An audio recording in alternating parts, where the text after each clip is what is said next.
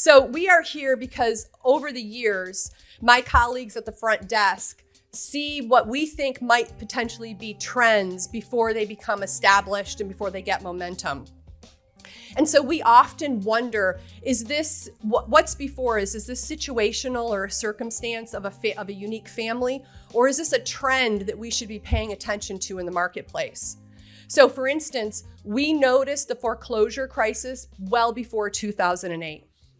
In 2017, we noticed that seasonal rentals were picking up momentum, that year-round rentals were either being sold or converted to seasonal rentals because obviously the cash flow and the lucrative nature of them for an investor.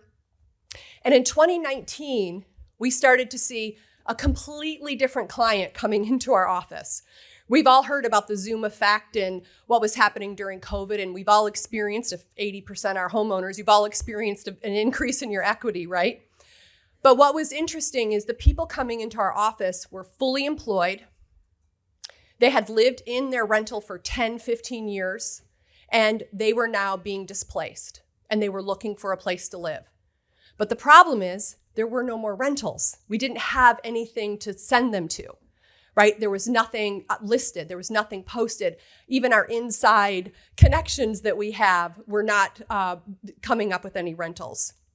So we started to ask ourselves, this seems bigger than just the context and the situation that's happening right now because of COVID.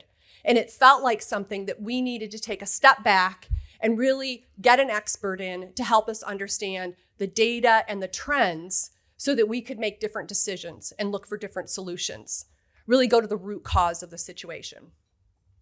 So spoiler alert, our hunch was confirmed, right? We have a housing shortage and we have a problem. But what's really became evident when we looked at the data is that it's not a one town or one organization solution. This really has to be looked at regionally from a broader perspective. Right? We're not going to win this fight, if you will, one person or one house at a time. We have to think globally. We have to be unified. And that's what Housing to Protect Cape Cod is all about, is unifying, being united on the talking points and the facts, and then being unified and united on the solution forward. Before we get going with the program, though, we want to do a gut check here.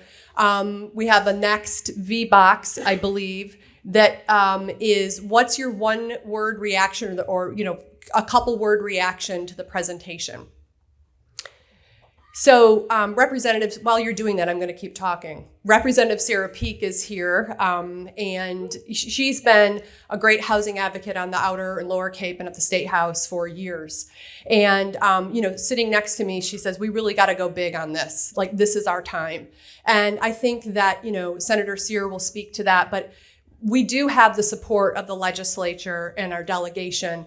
It is about movement and organizing and getting people like all of us, regular people who are impacted, engaged and involved. So that is what we are here to do. And so we have spent about 9 or 10 months integrating this information and this data and really understanding it. And so it's dense. It's a big report. We have some business owners who have creative solutions. They're also creative business owners, but they're going to come up and talk to us about what they're seeing in their workplace and how they're handling the crisis and have been working towards building housing or buying housing for their employees. We've heard about the zoning that needs to change, that has to happen at the local level. We've heard about the funding resources that need to come from the state and from the federal government and also our towns.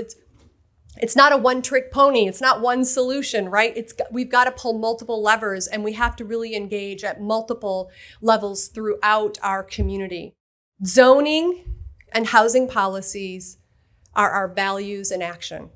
It's the rules of the road that we have to live by. And so it's within our control and in our power to be able to have it reflect the Cape Cod that we know and that we love. Preserve and protect not just the land, but the people. That starts with the rules of the road.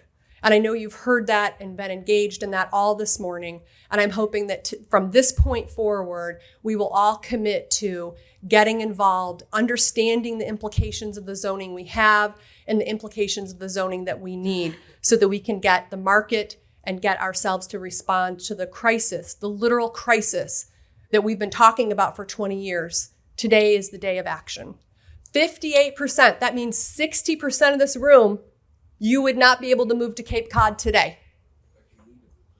If you were moving to Cape Cod today, you would not be able to afford to live here, right? That should be frightening, right? Our equity is increased in our housing value, but if you were actually in a moving van moving here, you would not be able to afford to live here. That means the trajectory of this and where we're going and for our children and for the next generation, it's not good unless we do something, right? So ending on a high note, who's with me? Are we doing this? Come on, right? The time is before us. We have to be the change that we want to see. And I invite you all to join us. As Julian said, this isn't just about Housing Assistance Corporation or the Chamber or the Realtors. This is us. This is every housing agency on Cape Cod, wherever they're located. This is every chamber in whatever town they're located in. This is a unified, united approach. So I hope those of you who are staying for the advocacy training will get a lot out of it. Thank you very much.